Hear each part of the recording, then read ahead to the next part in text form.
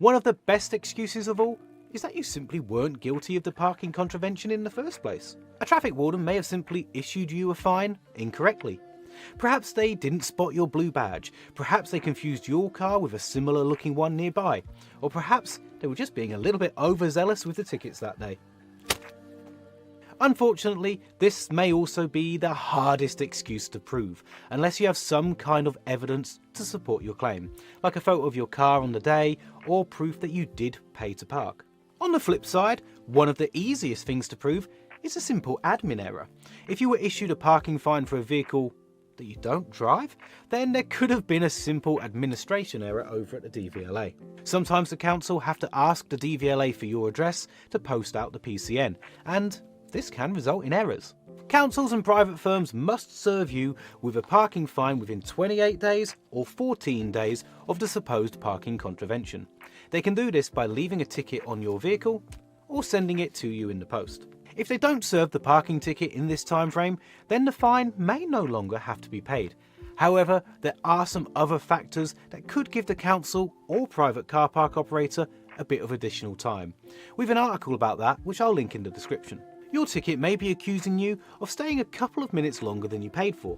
The reality is, since 2022, there's now a 10-minute grace period for car parks to give people time to get to their cars and exit the car park. So if a civil enforcement officer or a private firm attendant issued you with a parking fine when you overstayed by less than 10 minutes, you could use this loophole to get out of having to pay.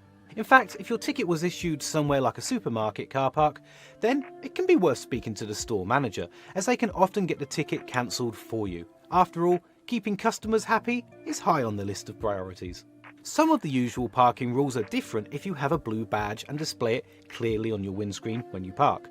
For example, blue badge holders can park on double yellow lines for up to 3 hours in some cases.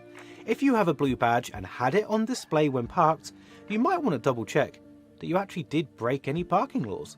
If you were issued a ticket while stranded in a car park due to a vehicle breakdown, then as long as you have an invoice or some evidence from the mechanic, this is usually enough to get you off the hook. In a similar way, if your hospital appointment is delayed, you should get confirmation from the hospital.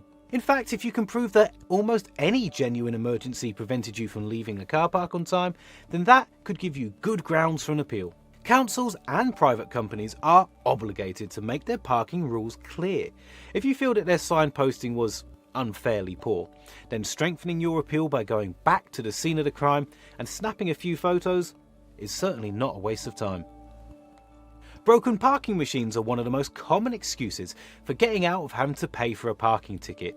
However, some private car parks state that you should not park when the parking meter isn't working.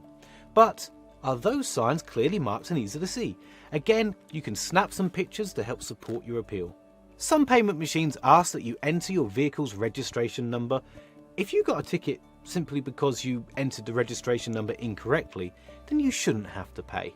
Whichever excuse you're using, the hardest part is writing the actual appeal letter itself. Writing the letter can be daunting. It's hard to be totally sure what to say.